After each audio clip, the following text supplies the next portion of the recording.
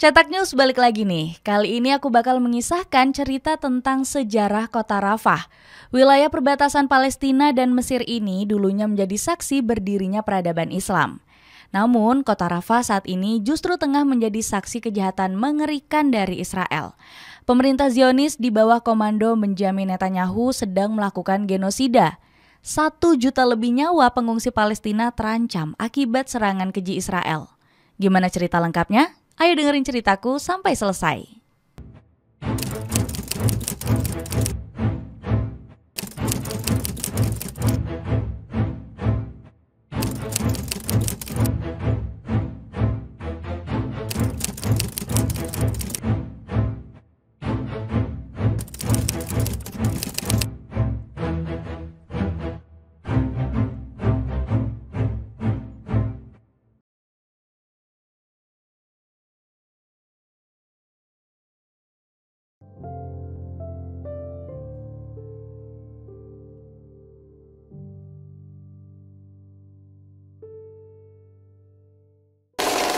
Melekat dengan sejarah Islam. Kalau ngomongin kota Rafah, kita nggak akan bisa lepas dari sejarah Islam, guys. Emang ada kaitannya? Ya jelas ada dong, karena ini termasuk dalam kota peradaban Islam. Jadi, kota Rafah ini secara geografi terletak di sebelah selatan jalur Gaza. Kota ini juga menjadi wilayah perbatasan yang memisahkan Palestina dan Mesir. Keberadaan kota yang dikenal tandus ini juga sudah tercatat di prasasti Mesir kuno loh. Wah, ternyata kota Rafah ini sudah berusia sejak abad ke-13 sebelum Masehi. Mereka menyebut kota Rafah dengan nama Robihwa, sementara orang Israel menyebutnya Rafiah. Ternyata komunitas Yahudi juga sudah menempati kota ini sejak abad ke-9. Nah, terus hubungannya apa sama peradaban Islam? Nah, ternyata kota ini punya sejarah erat dengan Khulafaur Rasyidin, yakni kekhalifahan Islam pertama setelah wafatnya Nabi Muhammad. Di masa peradaban Islam, kota di ujung selatan Gaza ini sering jadi tempat singgah para pedagang. Soalnya di kota Rafah ini udah ada bangunan toko, pasar, dan penginapan sejak abad ke-11. Nah, kota Rafah ini terus berada di bawah peradaban Islam guys, sampai ke Kekhalifahan Ottoman. Nah, fakta menariknya, kota ini pernah jatuh ke tangan pemerintah Inggris di tahun 1917. Jadi kejadian ini bikin kota Rafah terbelah jadi 2 wilayah. Bagian timurnya berada di wilayah Gaza, sementara bagian baratnya ada di wilayah Mesir.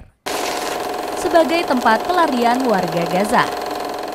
Setelah lepas dari kekhalifahan Islam, populasi kota Rafah ini ternyata tetap berkembang pesat.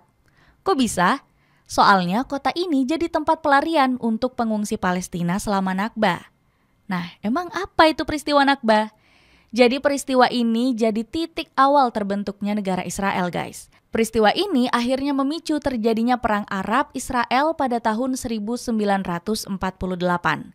Bencana perang ini bikin 750.000 warga Palestina harus mengungsi, guys. Nah, kota Rafah sendiri resmi menjadi kamp pengungsian warga Palestina sejak tahun 1949. Alasan lain kenapa kota Rafah jadi pengungsian karena termasuk wilayah yang aman. Jadi bisa dibilang kebiadaban Zionis Israel ini diprediksi nggak bakal nembus kota ini deh. Tapi anehnya keamanan pengungsi Palestina di kota Rafah malah makin terancam. Apalagi sejak Israel ini berkali-kali mengumumkan bakal segera menyerang kota ini. Pengungsi Palestina khawatir dong kota Rafah bakal dibumi hanguskan juga. Soalnya mereka ini udah menderita banget lah setelah kota Gaza dan Khan Younis dihancurkan oleh militer Israel. Jadi bisa dibilang kota Rafah ini kayak tempat pelarian terakhir lah untuk warga Palestina. Tapi pemerintah Zionis Israel ini tetap maksa pengungsi di kota Rafah untuk pindah tempat. Gila banget kan? Sekitar 100.000 orang dipindahkan secara paksa ke Muesi. Wilayah ini ya semacam tempat pengungsian lah yang sudah disediakan oleh pemerintah Israel. Diserang Israel secara brutal. Lebih ngerinya lagi guys, Israel ini mulai menyerang kota Rafah pada tanggal 26 Mei lalu di hari Minggu malam hari. Jadi terdengar beberapa bom-bom yang mulai dijatuhkan oleh bala tentara Israel ini. Warga kota Rafah saat itu pastinya lagi tertidur lelap. Seketika langsung terbangun. Beberapa penduduk kota Rafah menjadi korban tewas kebrutalan Israel. Padahal ya guys, kota Rafah ini bisa dibilang satu-satunya wilayah tersisa yang berada di ujung negara Palestina. Serangan ini juga mengakibatkan penduduknya kebingungan untuk mengungsi.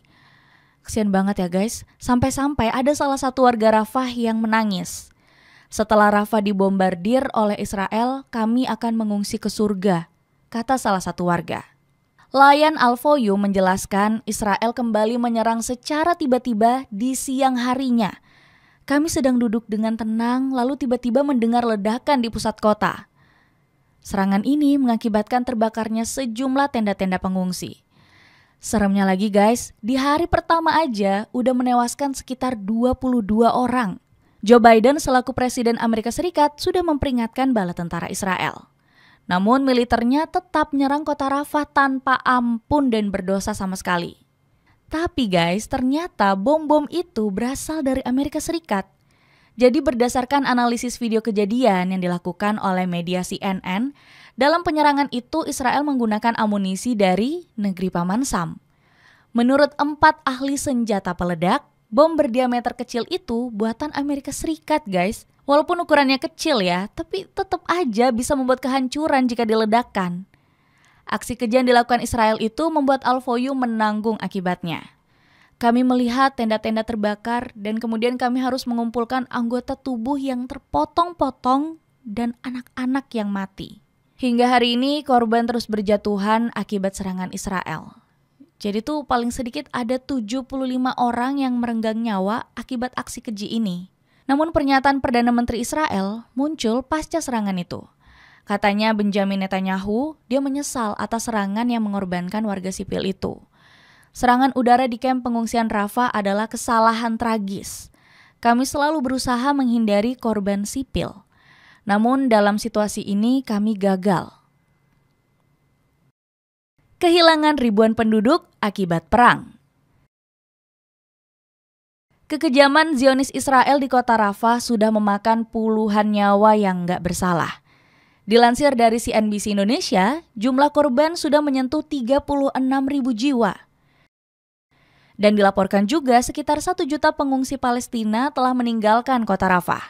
Ya karena serangan militer Israel ke kota ini semakin membabi buta. Pokoknya mereka nggak peduli deh sama siapa yang bakal jadi korbannya. Benjamin Netanyahu selaku Perdana Menteri Israel sudah menipu seluruh dunia. Soalnya dia bilang kalau serangan ini diarahkan untuk kelompok pejuang Hamas.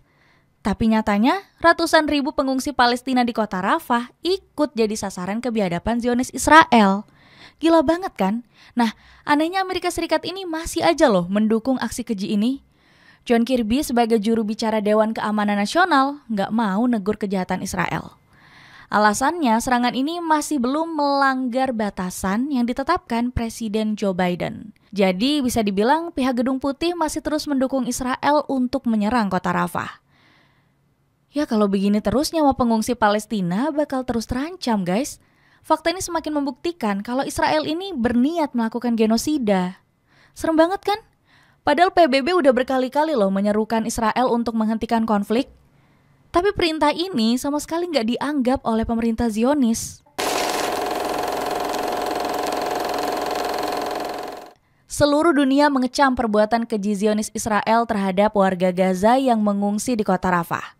Karena apa? Ya jelas karena aksi keji itu menewaskan banyak manusia.